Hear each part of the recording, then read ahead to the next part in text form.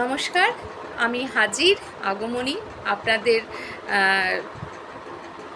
সঙ্গে আলোচনা করতে ক্লাসরুমে।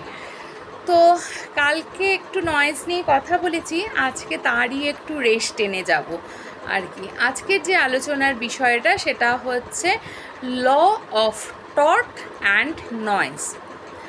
নয়েজ কি?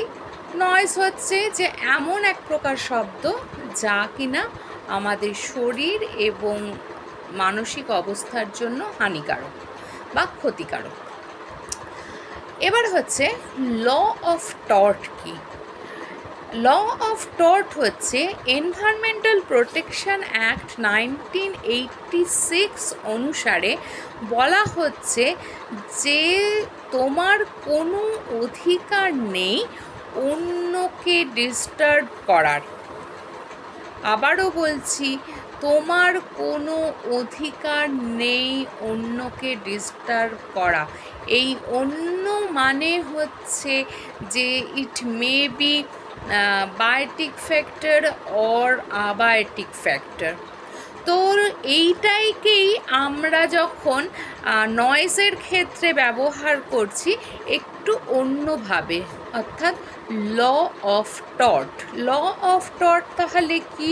তাহলে ল অফ টট বলছে no person has an absolute right to make noise on his land to determine of another person's comfort.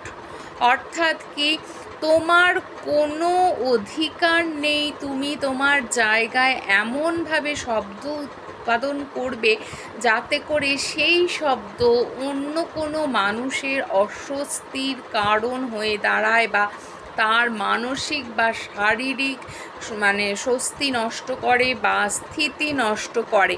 এবং একই সাথে বলা হচ্ছে যে আমাদের কোর্টে কিন্তু এক্ষেত্রে অত্যন্ত শক্ত ডিসিশান নেওয়া হতে পারে যে যদি কোনো মানুষ তোমার এই শব্দ দূষণের জন্য শারীরিকভাবে বা মানসিকভাবে ক্ষতিগ্রস্ত হয়, তাহলে কি হচ্ছে? ল অফ টট কি বলছে? দুটো কথা বলছে ল অফ টটস।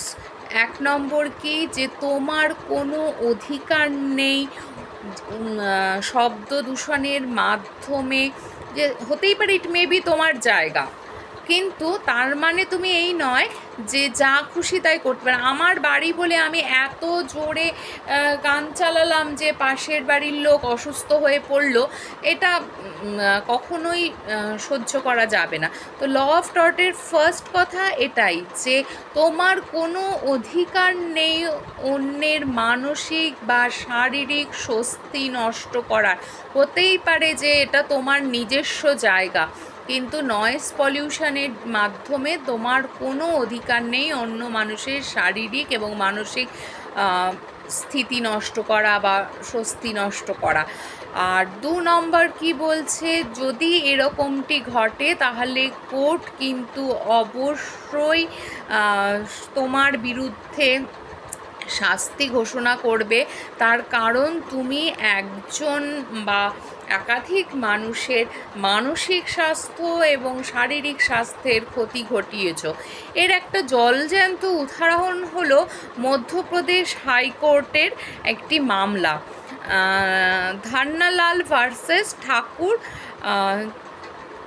চিতার সিং এর মামলায় কিন্তু দেখা গিয়েছিল যে এই নয়েজ পলিউশনকে ঘিরেই কিন্তু এই মামলা ঘটেছিল। এবং এই মামলার ফলে কিন্তু মধ্যপ্রদেশ হাইকোর্ট রায় দিয়েছিলেন যে কোনোভাবেই কিন্তু এই অপরাধ ক্ষমার যোগ্য নয়, অর্থাৎ ক্ষমার অযোগ্য অপরাধ।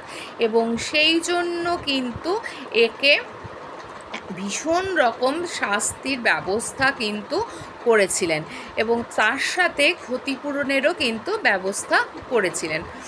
তো এই ছিল ল অফ টট অ্যান্ড নয়েজ। তো আজকের এই বিষয়টা যদি আপনাদের কাছে ভালো হয়ে লেগে থাকে তো লাইক কমেন্ট শেয়ার করবেন এবং অবশ্যই কিন্তু আবারও বলছি, গতকালও বলেছি আবারও বলছি যে সাবধানতার সঙ্গে কিন্তু শব্দ উৎপাদন করবেন, কারণ এই শব্দ যদি কোনোভাবে মানুষের ক্ষতি ঘটায় তাহলে কিন্তু আলটিমেট ওটা বুমেরাং হয়ে আপনারই ক্ষতি ঘটাবে। তো এই বিষয়টাতে কিন্তু সাবধান হওয়া অবশ্যই করে আমাদের দরকার আছে। তো সেটা সামাজিক সচেতনতার জন্য প্লিজ এই আজকের এই আলোচনাটা বেশি বেশি করে শেয়ার করবেন। আর নতুনরা একই কথা, সাবস্ক্রাইব করে দেখবেন। কিছু নতুন বিষয় জানার থাকলে বা আমাকে কিছু উপদেশ দেওয়ার থাকলে অবশ্যই সেটা কমেন্টে লিখবেন। আপনাদের চাহিদা কী থাকছে সেটাও অবশ্যই, তাহলে আমি সেটাকে ফুলফিল করতে চেষ্টা করব। এবং একই সাথে বলবো স্কিপ করবেন না, পুরোটা দেখবেন। কারণ ওই দুটো কথা, এক হচ্ছে পরিবেশের প্রতি দায়বদ্ধতা রয়েছে, আর দুই হচ্ছে আমাদেরও সুষ্ঠুভাবে বাঁচার অধিকার আছে। আর তাছাড়া ভুল বার্তাও যেতে পারে পুরোটা না দেখলে। তো আজকের জন্য এইটুকুই। ভালো থাকুন, সুস্থ থাকুন, সচেতনতার সঙ্গে জীবনযাপন করুন। আবারও বলছি একই কথা, নিজে কারোর ক্ষতি করব না আমরা, এবং অন্য কাউকে আমাদের ক্ষতি করতে দেব না। কারণ ভারতীয় সংবিধান আমাদের এইভাবে বাঁচার অধিকার দিয়েছে। সুতরাং সংবিধান যখন আমাদের এভাবে বাঁচার অধিকার দিয়েছে, আমরা কেন বাঁচব না প্রাণ খুলে। তো চলুন, আজকের জন্য এটুকুই। নমস্কার।